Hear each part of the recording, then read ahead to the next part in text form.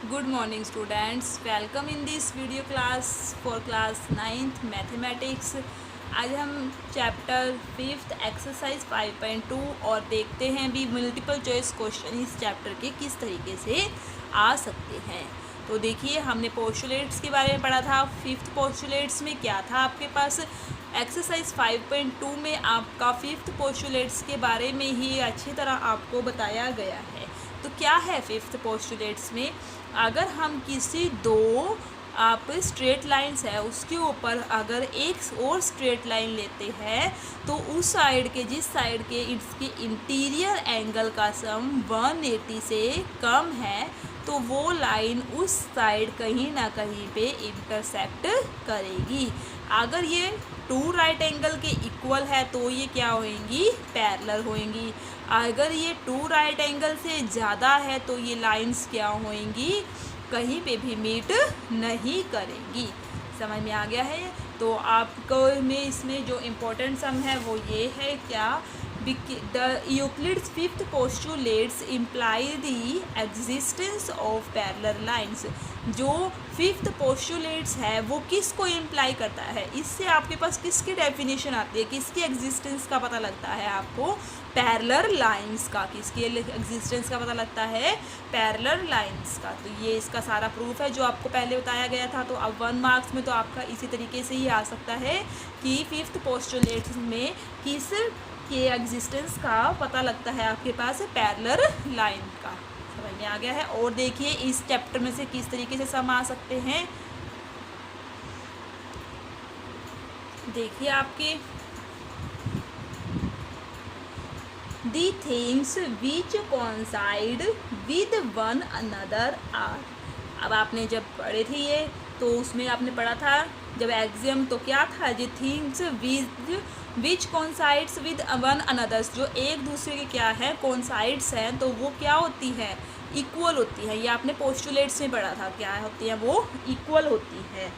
अब देखिए नेक्स्ट में क्या है आपके पास, A B equal to x plus 3 और बी सी क्या है 2x है और ए सी क्या है 4x माइनस 5।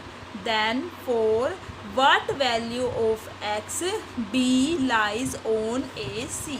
अब इसने क्या कहा है, x की ऐसी कौन सी वैल्यू के लिए b क्या है, लाइज करेगा किस पे, ए सी पे। क्या कहा गया है, b किस पे लाइज करेगा, ए सी पे। ये आपको ए सी दे रखा है और बी कहीं पे भी लाई करेगा, मिड पॉइंट नहीं गिवन है, ओनली लाइज, मतलब कहीं पे भी हो सकता है। मान लीजिए ये तो आपको दिया हुआ है क्या, ए सी की वैल्यू कितनी है आपके पास, 4x माइनस 5। तो ए सी कितना है आपके पास, 4x माइनस 5। और क्या गिवन है आपके पास, बी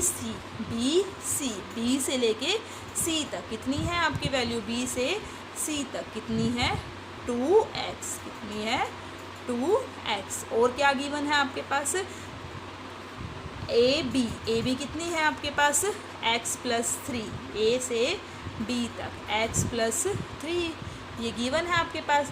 ये शॉर्ट पार्ट और ये इनको मिला के क्या बन रहा है आपके पास, ए सी।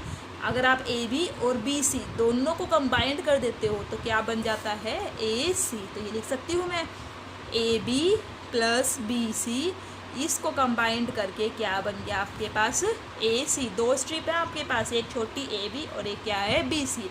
अगर आप इसको जोड़ देते हो तो आपके पास पूरी किसकी लेंथ आ जाती है, ए सी की। तो देखिए ए बी की वैल्यू कितनी है आपके पास, x प्लस 3 और बी सी की कितनी है 2x और ए से सी तक कितनी है 4x माइनस 5।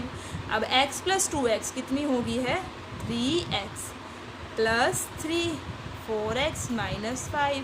अब देखिए प्लस का इधर साइड जाके क्या हो जाएगा, माइनस का, माइनस 4x, ये माइनस 5 और ये इधर साइड जाके माइनस का 3, प्लस माइनस माइनस 4x में से 3x माइनस करेंगे x बट माइनस का हो जाएगा और माइनस माइनस प्लस बड़ा 5 है तो माइनस 8। ये कैंसिल होके x की वैल्यू क्या होगी है 8। मीन्स x की वैल्यू 8 होएगी तो ये b कहाँ पे लाई करेगा, इनके बीच में। अगर ज़्यादा होएगी या कुछ और होएगी तो ये पॉइंट कहाँ, इधर भी लाई कर सकता है, इधर भी लाई कर सकता है। तो बीच में लाई करने के लिए x की वैल्यू को क्या होना पड़ेगा 8। तो ये आपका जहाँ पे 8 ऑप्शन है वहाँ पे आप टिक कर दोगे। समझ में आ गया है। नेक्स्ट देखिए, the number of lines that can pass through a given point. तो एक पॉइंट में से आप कितनी लाइनें पास कर सकते हो? काफ़ी सारी लाइनें पास कर सकते हो एक पॉइंट में से। तो यानी काफ़ी सारी means infinitely many lines can pass through a given point. Next में क्या कहा है? Number of lines that can pass through two distinct point. अगर दो डिस्टिंक्ट पॉइंट है, एक यहाँ पे और एक यहाँ पे, तो इन दोनों से आप कितनी लाइनें पास कर सकते हो? Only one line. तो ये आपका गलत लगा हुआ है। Pass through two distinct point से आप ओनली वन लाइन को ही क्या कर सकते हो? पास कर सकते हो। Two lines are said to be parallel. दो लाइनें पैरेलल कहलाती हैं। कब कहलाती हैं? If they have no common point. अगर उसका कॉमन पॉइंट नहीं है। अगर दो लाइनें हैं, उसका कहीं ना कहीं पे कॉमन पॉइंट आ जाएगा, तो वो लाइनें क्या हो जाएंगी? Intersecting lines. क्या हो जाएंगी? Intersecting lines. आगे देखिए, यूक्लिड्स पोस्टुलेट्स फोर्थ इज। जो फोर्थ पोस्टुलेट्स है यूक्लिड्स, वो क्या है? All right angles are equal to one another. जहाँ पे आपको पोस्टुलेट्स लिखवाए गए थे ना, एक्सियम और पोस्टुलेट्स, तो वहाँ पे देखना फोर्थ पोस्टुलेट्स आपका क्या होएगा? All right angles are equal to one another. सारे के सारे राइट एंगल क्या होते हैं? इक्वल होते हैं। कितने के होते हैं? और वो 90 के होते हैं। ये थोड़े ना भी, अगर क्वाड्रिलेटरल में राइट एंगल की बात करी गई है तो उसकी वैल्यू अलग होएगी, अगर ट्रायंगल में बात करी गई है तो उसकी वैल्यू अलग होएगी। नहीं, these are same on all time. समझ में आ गया है। आगे देखिए, postulates are assumption that are. अब पोस्टुलेट्स किस पे इम्प्लाई करते हैं? ओनली ज्योमेट्री पार्ट पे, और एग्जाम्स होल मैथमेटिकली टर्म पे। और जो इसमें सिमिलैरिटी है वो क्या है? दोनों के दोनों क्या होते हैं? विदाउट प्रूफ ही इनको मैथमेटिकली टर्म में लिया जाता है। तो पोस्टुलेट्स किसके लिए स्पेसिफाई होते हैं? ज्योमेट्री के लिए। नेक्स्ट देखिए, ए बी किसके इक्वल है? पी क्यू के। और पी क्यू किसके इक्वल है? एक्स वाई के। Then A B equal to X Y. A B भी पी क्यू के इक्वल और पी क्यू एक्स वाई भी किसके इक्वल है? पी क्यू के। तो आपके पास क्या होएगा? अगर ये दोनों इक्वल है, सेम चीज़ के इक्वल होते हैं, तो ये दोनों भी क्या होते हैं? इक्वल होते हैं।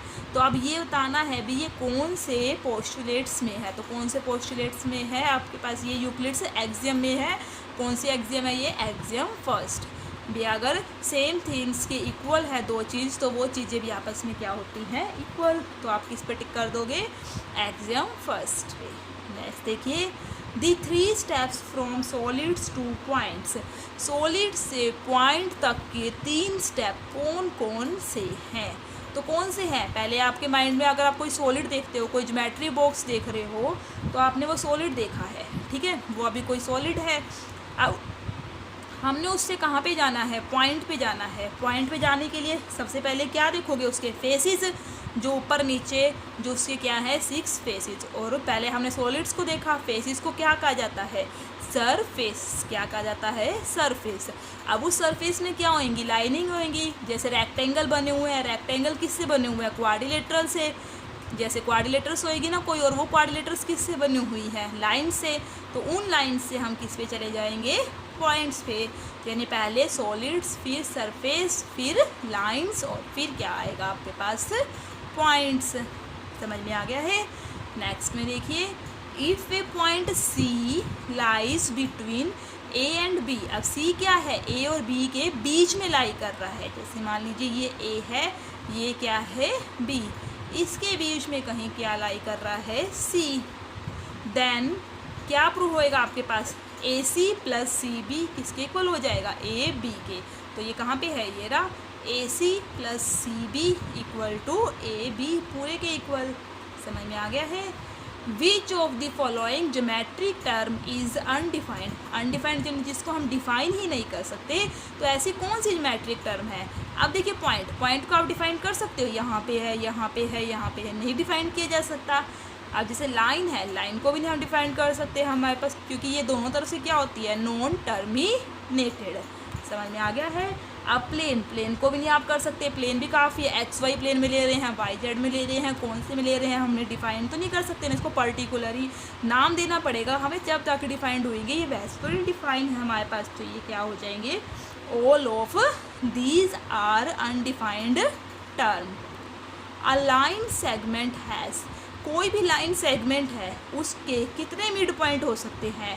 केवल एक ही मिड पॉइंट हो सकता है, तो क्या हो जाएगा? Only one mid point. तो जो चैप्टर 5 में है वो आप इसमें आपके इसी टाइप के क्वेश्चंस आएंगे। आप एक्सियम और पोस्टुलेट्स अच्छे ढंग से कर लेना, बाय उसके नंबरिंग से याद रखनी है आपने उसको। Thank you, have a nice day.